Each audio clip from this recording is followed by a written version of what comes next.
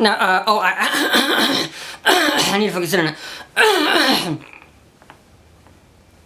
I need to focus in on it, I forgot. I wouldn't recommend anything like 20, although some people have said, they can take that when they're, on the high doses of whatever, blah, blah, blah. Let me see if I can get this focused in just right. Maybe I can do something with this. Maybe I should just go ahead and try.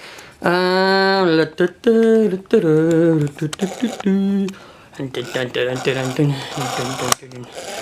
I'm saying you were singing. Oh, come on. You can do better than that.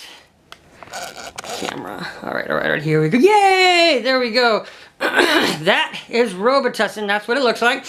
While we're here, why not get this? Hey, look, I figured out something about the camera. We've got these two. We have the Imodium you can buy at Sam's, and the Robitussin you can buy at Walmart, or, lots of places.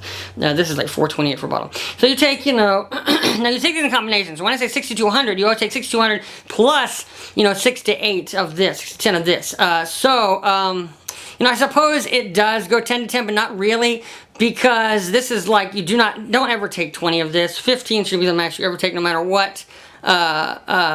Just don't do it. It's because if you're taking it in combination with this, if you're on a large dose of methadone, a huge dose of OxyContin, taking this at 200 and then this, at 15 should do it. Now, obviously, I'm giving you the basics. In the middle, you could take like 120 of these and 8 or 10 of these. You need to really start out. Okay, if you're, what I know I'm going to say is, if you're starting out, start out the regular dosage, 2 pills of these and 1 pill of these or 2 pills of these, and then when it doesn't work, because it won't, but you can just try it, because you never know, what if you're allergic to this stuff? You don't want to take a million of these and be allergic to them. Sorry, I'm sick. You don't want to be allergic. You don't want to be allergic to them and take a million of that. So just take 1 and then go up to 8 or 4 and then 8 and blah blah blah blah blah. But then maybe you don't have to take as many. I mean, you don't want to take too many. You could be extra sensitive, and hey, that's great. Anyway, so that's the first two. Low doses 60, high doses 200. Low doses 6, high doses 15, not 20.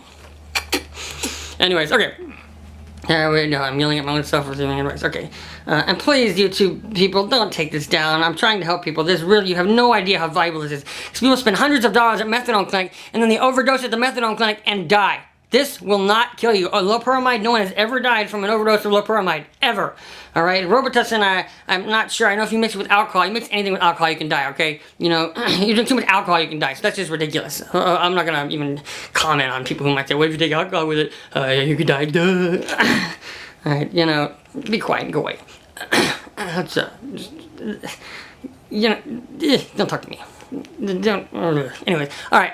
Okay, so those are the two. Alright, so those are the two that actually stop withdrawals. And the reason is because there are opiate withdrawals. This one's an opiate withdrawal, and this one is an opiate withdrawal because, with the opiates, none of they kill pain, they also cause constipation, so that's how they got this one. They took a derivative of it, made a drug. Because basically when you take medicines, you're really just taking it for the side effect. And then they did this one, which was the cough medicine, because obviously opiates affect your respiratory system. Now, the next one is Tagamet. I bet you never thought of that.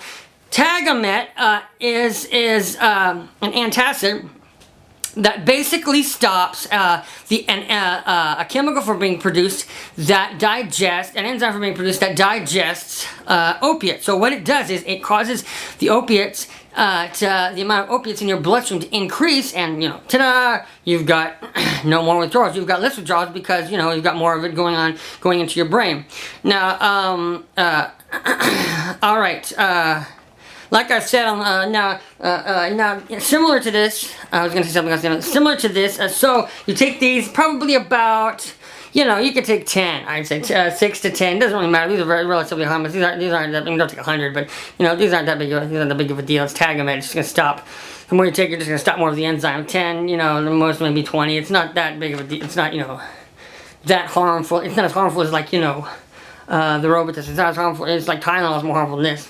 Alright, the last thing is, grapefruit juice. Grapefruit juice. This is HEB. I had to get the brand X because they didn't have the Tropicana. The floor does not dry like Tropicana better. You know, you can see through it. I mean, you don't put anything, it has a nice color. Anyway, so because grapefruit juice does the same thing as Tagamet in a slightly different way, in like a different way. So, and obviously you can drink as much grapefruit juice as you want. Now, obviously, you know, if you're taking opiates, don't take these things, these last two, because they will increase in the bloodstream and you might get too much and die. You don't want to do that. All right, let's get this thing focused back on my face. My beautiful mug. This thing does, this white wall in the back does look like a mugshot. I look like I'm recording it in jail. Okay, and I'll put it in fall 4 in view in a second, so you can see. Okay, so then all right, let's get a right there. Okay, now. Okay, so there you go. And so, I suppose, for a quick second, I will just, I'll show you these real quick, these 4, sorry, let's picture, you can get those 4, let's see if I can get them in view all together now. There you go. I know it's not, it's all crooked, I'm just turning the camera. Don't give me a hard time. It's just, you know. Autofocus, I love it. I'm just too lazy to do it on my own. I know how. Don't call me some kind of camera. My good tripod broke, so I have to keep messing with this one. Alright, I let my kids use because they want a tripod. I was going to give them a nice one. They love recording videos. Alright. And, yes, you've got all kinds of ideas. They always get halfway through, and they don't start them. And what am I talking about that for? Okay, here we go. Alright. Well, I guess, oh, whoops, forgot that. No. Beautiful me. There, okay, that takes kind of a while. Sorry, if you watched my other video, which I'll put a link to, like I said. Alright, now the Imodium, you know, like I said, I take a lot of medicines, but, like I said, okay. Okay, yeah, the Imodium, you know, if you're already going through withdrawals, it actually does help some because withdrawals causes diarrhea. You know, and nobody wants that anyway, so, you know, you're probably going to want to take that. If you take enough of it, it'll stop your diarrhea. So it's like, hey, this does 2 things at once. But if you do take too much, you know, and like I don't have a large intestine, so I can take 1,000 bottles and it's not going to do anything to move, make me tired. But if you do it, if it causes constipation, just take a laxative or drink a lot of grapefruit juice. Hey, there you go. You got an answer. Okay, so now let me get to how I got it, so you know this. I'm not just jacking you around, or I'm not you know, just trying to kill you or play a joke on all you people who are shaking out there. I don't know why I like doing that. Just okay, we won't get off the topic. All right, all right. Now, okay, I've had tons of diseases. I started out with ulcerative colitis as a teenager. You know, I had surgery for it. I had something called the J-pot surgery. They took out my large intestines, and they gave me something that was supposed to, you know, substitute for it. And I'm talking about, out of my small intestines, they created large intestines. And this was supposed to, you know, make everything great. Yeah, guess what? Normally it would. The surgeon was great. The surgery went great. But fortunately, in between the time that I got ulcerative colitis and had the surgery, I developed Crohn's disease, and they're both something called IBDs. Do you know how rare it is to have Crohn's disease and ulcerative colitis? That's like winning the lottery and getting struck by lightning on the same day. It doesn't happen. I mean, and when they found that out, it was like bad news, because that surgery is what's called contraindicated with Crohn's disease. Which means they basically made me 10 times worse. And so, you know, I went through the worst 4 years of my life. I mean, I tried hundreds of medicines, 300, 400, maybe 1,000. I lost count. It was like every month they were trying something new. I mean, we're talking antispasmodics, anticholinergics, anti-everything, antidepressants, even antidepressants. I wasn't even depressed because I'm a pretty happy guy. But, for some reason they said that antidepressants also doesn't just affect your brain, it affects your stomach. Now let me tell you, if you're not depressed and you take antidepressants, That's like, oh my goodness, now I know. It's like you feel like, you feel like, you know, you hear those people, whatever I can put my mind to, I can do it. It's like, whatever I want to do, I can do it. Whatever I put my mind to, I can do it.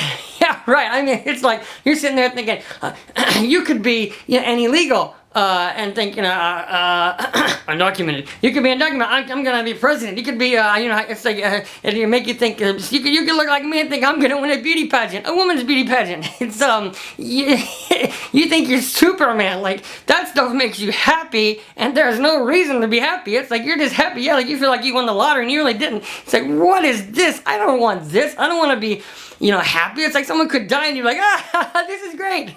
You don't want to feel like that. What is this? What is this medicine? This is like, of course, then, you know, I took a bunch of different kinds because it didn't help my stomach, and that's, I mean, when you're in pain, you know, I mean, being happy is nice, but you want to get rid of pain.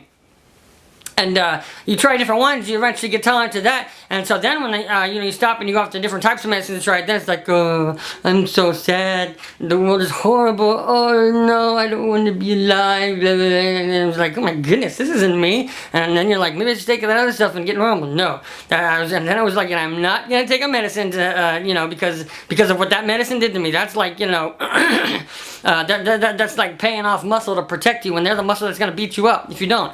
I don't know where that came from. Anyway, so, okay, so basically, you know, I told you I went through you know, I had more surgeries they were doing, you know, they wanted to find out because there was more inflammation in there that wasn't Crohn's disease or ulcerative colitis, and it was like, you know, what's going on with me? And of course, the prednisone I had to keep taking. I took prednisone and I developed osteoporosis, you know, osteopenia, and that's basically one step above, osteoporosis, one step above osteopenia, and I, you know, I mean, I broke my arm just from arm wrestling, you know, all the stuff that you get, you know, it's asthma, bronchitis, you know, I just could go on and on and on. Gastritis, you know, acid reflux, it's just a nightmare. But anyways, so, what causes instant pain is those withdrawals, and so every surgery I went through, every time I go through stay in the hospital that lasted a month or two or longer, oh my goodness, when I would get home, I knew it was coming because I was not gonna,